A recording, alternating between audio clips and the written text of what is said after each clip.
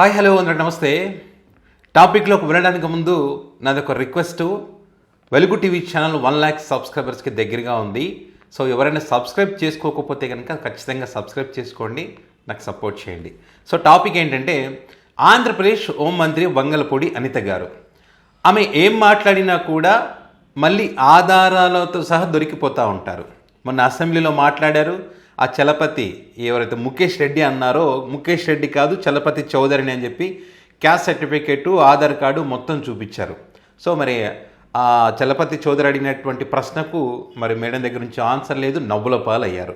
So ఇప్పుడు అది మరిచిపోకముందే అనకాపల్లి జిల్లాలో రాజంపేట ప్రాంతంలో బల్క్ డ్రగ్ పార్క్ ఏదైతే నిర్మిస్తూ ఉన్నారో అక్కడ, సో అక్కడికి వెళ్ళినప్పుడు వాళ్ళంతా కూడా అడ్డుకోవడం జరిగింది. అడ్డుకున్నప్పుడు ఏమన్నారంతా, హోమ్ మినిస్టర్ని అడ్డుకుంటారా, హోమ్ మినిస్టర్ని అడ్డుకునేంత దమ్ముందా, మీ వెనక వైసీపీ పార్టీ ఉంది, ఆట ఆడిస్తున్నారని చెప్పి ఒక కామెంట్ చేయాల్సినంత కామెంట్ చేశారు. కానీ ఇప్పుడు వీళ్ళు ఏం చేశారంటే ఒక ఆనిముత్యాన్ని బయటికి తీస్తారు. అప్పుడు గతంలో మాట్లాడినటువంటి ఆ మాటలు నిజంగా ఉంటే ఆశ్చర్యం అనిపిస్తూ ఉంది. హోంమంత్రి వంగలపూడి అనిత గారు ఏ రకంగా అబద్ధాలు చెప్పి మభ్యపెట్టి మోసం చేస్తారు అనడానికి ఒక అద్భుతమైనటువంటి ఆనిముత్యం ఆ వీడియో ఇప్పుడు బయటకు వచ్చింది. ఒకసారి ఆ వీడియోలో ఆ మేడం ఏం మాట్లాడారో ఒకసారి మీరండి. చేపలు ఎందుకు చచ్చిపోతున్నాయి అంటే 12 సంవత్సరాలుగా పైప్ లైన్ వేసిన తర్వాత దాని మెయింటెనెన్స్ లేక ఈ రోజు వరకు అది పాడయి ఆ ఏదైతే పొల్యూటెడ్ వాటర్ ఉందో అది సముద్రంలో కలుస్తుంది. దీనివల్ల మత్స్యకారులు ఇబ్బంది పడతారు. అంటే నేను ఏదో రాజకీయాలు మాట్లాడడానికి చాలా ప్యూర్గా మాట్లాడుతున్నాను. నేను ఆ పిల్లోడిని నేను చూసి వచ్చేసరికి ఇప్పుడు రాజకీయాలు మాట్లాడడానికి అనేది ప్యూర్గా మాట్లాడుతున్నా అని చెప్పి గతంలో మేడం గారు మాట్లాడారు. ఓకే, మొన్న వీళ్ళు అడ్డుకున్న దానికి ఇక్కడ వైసీపీ రాజకీయాలు చేస్తూ ఉంది వెనక ఉండి అని చెప్పి. సో వాళ్ళు అడుగుతున్నది ఏ పార్టీలతో సంబంధం లేకుండగా వాళ్ళు ఇప్పుడు మేడం గారు ఏదైతే చెప్పారో గతంలో అక్కడ సముద్ర తీరంలో ఈ రసాయనాలు కలిసినప్పుడు మత్స్యకారులు ఇబ్బంది పడతారు, వాళ్ళ ఆరోగ్యాలు పాడవుతాయని చెప్పి వాళ్ళు ఏదైతే అడుగుతూ ఉన్నారో ఆ అంశానికి సంబంధించి మీరు గతంలో చెప్పిన వాటికి సంబంధించి మేము అడుగుతున్నాం మేడం అంటే మీరేమో రాజకీయాలు అని అంటారు. మీరు మాట్లాడితేనేమో ప్యూర్ పాలిటిక్స్, వీళ్ళు వాళ్ళ కష్టాలు రియల్గా వాళ్ళ ప్యూర్గా అడిగితేనేమో దీని వెనక వైసీపీ ఉందని కామెంట్ చేస్తారు. 13 సంవత్సరాల పిల్లడు కిడ్నీ లేదేంటమ్మా, అదే ముసలివాడు 40 సంవత్సరాలు 50 సంవత్సరాలు 40 సంవత్సరాలకు వచ్చిందంటే అయ్యో పాపం అంటున్నాను. అలాగే 15 సంవత్సరాల కుర్రాడు కూడా కిడ్నీస్ పోతున్నాయి. నేనేమంటానంటే ఈ విషయంలోని కొంచెం రాజకీయాలని పక్కన పెట్టి పోరాటం కనుక చేయకపోతే గ్రామస్తులతో పాటు అందరు నెక్స్ట్ జనరేషన్ ఇబ్బంది పడతారు. జనరేషన్ ఇబ్బంది పడతారు.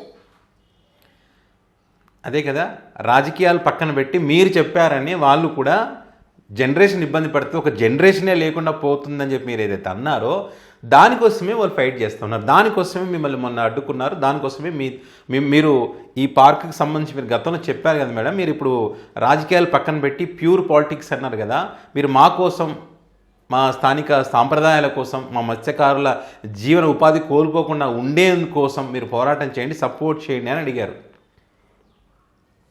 రాజపేట గ్రామం ఒకప్పుడు ఉండేది అని అనుకోవడం తప్పించి క్యాన్సర్ వస్తుంది, కిడ్నీస్ పోతాయి, లివర్ పోతుంది, ఊపిరితిత్తులు పోతాయి, వదిలిన గ్యాస్కి ఇవన్నీ జరుగుతాయి. అంటే జగన్మోహన్ రెడ్డి ముఖ్యమంత్రిగా ఉన్నప్పుడు, వీళ్ళు ప్రతిపక్షంలో ఉన్నప్పుడు మాత్రమే మీకు లివర్ పోతుంది, కిడ్నీ వ్యాధులు వస్తాయి, క్యాన్సర్ వస్తుంది, ఇవన్నీ వస్తాయి. మరి వీళ్ళు అధికారంలో ఉన్నప్పుడు రావా? మరి వాళ్ళు ప్రశ్నించొద్దా? వాళ్ళ ఆరోగ్యాలు వాళ్ళు కాపాడుకోకూడదా? వాళ్ళు దానికోసం ఫైట్ చేయకూడదా? మిమ్మల్ని ప్రశ్నించే అర్హత లేదంటారా? ఎట్లా ఉంది చూడండి. అంటే ఆల్రెడీ ఎస్టాబ్లిష్డ్ అయిపోయింది, దాన్ని మనం తీసేయమని ఏదైనా చెప్పట్లేదు. బట్ ప్రికాషనరీగా వెళ్ళమని మనం చెప్తున్నాం. కంటిన్యూ ఉన్నాయి మేడం, పాడేం లేదు మేడం, కంటిన్యూ ఉన్నాయండి. పోలీస్ డిపార్ట్మెంట్ వచ్చారు మేడం, ఆ రోజు తీసుకెళ్ళి మేడం, తీసుకెళ్ళి అన్ని చెకప్ చేసాం. ఆయన వేసి మాకు అది తిరిగిపోయింది మేడం. ఒక ముక్క మేడం ఆడుకుంటున్నాం మేడం, ఇంత ప్రాబ్లం పట్టించుకోవట్లేదు. ఇప్పుడు ఉన్నవాడు ఎవరు? జగన్మోహన్ రెడ్డి బినామీ. నేను డైరెక్ట్గా మాట్లాడతాను, నాకేం భయం లేదు. మళ్ళీ నేను చేసేదేం లేదు. జగన్మోహన్ రెడ్డి బినామీ పెద్ద మనిషి, కాన్సెప్ట్ తీసుకున్నాడు తెలంగాణ నుంచి, టీటీడీ బోర్డు మెంబర్ తీసుకున్నాడు, ధైర్యంగా ఉంటారు. మనం ఏం చేయాలి? లేకపోతే సంవత్సరం పాటు మత్స్యకారులందరూ కూడా ఇక్కడ ధర్నా చేస్తా ఉంటే ఒకడే వచ్చి స్పందించాలి కదా. నెక్స్ట్ ఇంకొకటి పైప్ లైన్ వేయడానికి మీరేమన్నా వైసీపీ వాళ్ళు జగన్ బినామీ అంటున్నారు. ఇప్పుడు మీరే అధికారంలో ఉన్నారు, ఆ బినామీల సంగతి ఏందో తేల్చండి. వాళ్ళు అదే అడుగుతూ ఉన్నారు కదా. మీరు ఎన్నికల ముందు చెప్పిన విషయాలనే ఆ పాత ఆనిముత్యాలని ముందు పెట్టి ఇదే మేడం మీరు గతంలో మాట్లాడారు కదా ఇప్పుడు దాన్ని చేయండి అని అంటున్నారు అధికారులు ఉన్నారు కాబట్టి అని.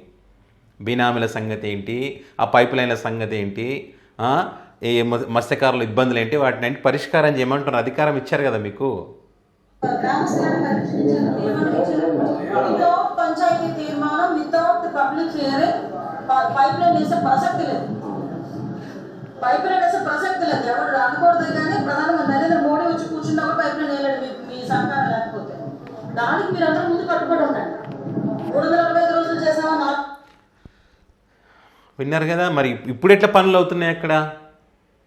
వాళ్ళ సహకారంతోనే వాళ్ళ అనుమతితోనే పనులు అవ్వాలి కదా. మరి ఇప్పుడు మీరు వాళ్ళ సహకారం లేకుండా వాళ్ళ అభిప్రాయాలను పరిగణలోకి తీసుకోకుండా మీరు చేస్తున్నారు కదా. మరి దీని ఏమంటారు మేడం అని వాళ్ళు అడుగుతూ ఉన్నారు. ఆ విషయంలో మీరు అందరూ కట్టుబడిగా ఉంటేనే కనీసం నేను చెప్పేదాన్ని చదువుకున్న కుర్రలు ఉన్నారు. మీరైనా కొంచెం యాక్టివ్గా ముందుకు రండి. మెయిన్ అది నేను కోరుకుంటున్నది అదే. పెద్దలందరూ ఉంటారు, పెద్దలు సపోర్టివ్ ఉంటారు, పెద్దలకు చాలా మంది కొంతమంది చదువు ఉంటారు. కానీ మీరు అందరూ ఎంత పెద్దగా చదువుకొని బయటకు వచ్చినారు కాబట్టి జియో నేను మీకు అది లెటర్ మీకు ఫార్వర్డ్ చేయమని గ్రూప్స్లో ఫార్వర్డ్ చేస్తాను. నేను ఆర్టీఆర్ తెప్పించుకున్నాను. అంటే అంత మనకి డెలిబరేట్గా తప్పు చేస్తూ కూడా వాళ్ళు బయటకి ఏం కనిపించకుండా చూడండి ఎలా నుంచున్నారు. అసలు బయట ఎవరు రాడు. ఏమనంటే ప్యూర్లు ఏమనంటే మేము డబ్బుతో కొంటాం, అదే ధైర్యం. ప్రాణాలు కొనగాలంటే డబ్బుతో కొన్ని అదే ప్రాణాలు కొనాలంటే ఇక్కడ ఒక హాస్పిటల్ కట్టించుకోండి, ఇక్కడ ఒక మల్టీ స్పెషాలిటీ హాస్పిటల్ కట్టించుకోండి. ఇక్కడ 17 మెడికల్ కాలేజీలు తీసుకొచ్చారు, 7 కంప్లీట్ చేశారు. పేదలకు మెడికల్ సీట్లు దూరం అవుతున్నాయని చెప్పి వాళ్ళకి దగ్గర చేశారు. ప్రతి జిల్లాకు ఒక సూపర్ స్పెషల్ హాస్పిటల్ తీసుకొచ్చారు. వాటిని మీరు ప్రైవేట్ పరం చేస్తూ ఉన్నారు. ఇప్పుడు తీసుకొచ్చిన వాటిని ఇట్లాగో మీరు తేలేరు, గతంలో తేలేదు. ఇప్పుడు ఉన్న వాటినైనా మీరు నిలబెట్టండి, ప్రైవేట్ పరం కాకుండా పేదలకు అందుబాటులో ఉంచండి. ఆరోగ్యశ్రీ నీరు గారిపోతూ ఉంది. చేయగలుగుతున్నారా మీరు అధికారంలో ఉండి?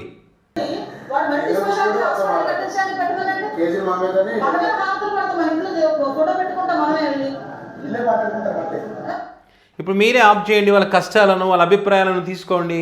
మరి ఇప్పుడు మీకు హారతలు పెడతారు కదా వాళ్ళు, మరి మీరెందుకని చేయడం లేదు? అధికారం చేతిలో ఉన్నా కూడా వాళ్ళు అదే అంటున్నారు, మీరు ఇప్పుడు ఆప్ చేయండి మేడం మీకు హారతలు పెడతామని చెప్పి.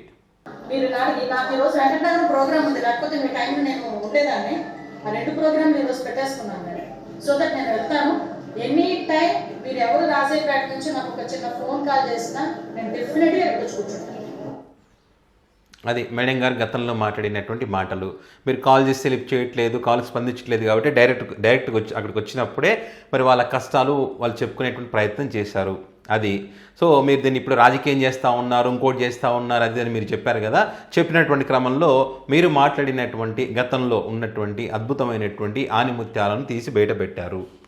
సో ఇప్పుడు మరి మీరు వాటికి ఆన్సర్ ఇవ్వాల్సి ఉంటుంది.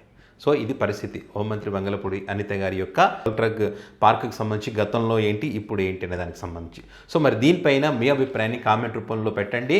కామెంట్ రూపంలో పెడుతూ ఛానల్ ఎవరైనా సబ్స్క్రైబ్ చేసుకోకపోతే కనుక ఖచ్చితంగా సబ్స్క్రైబ్ చేసుకోండి, నాకు సపోర్ట్ చేయండి. Thank you.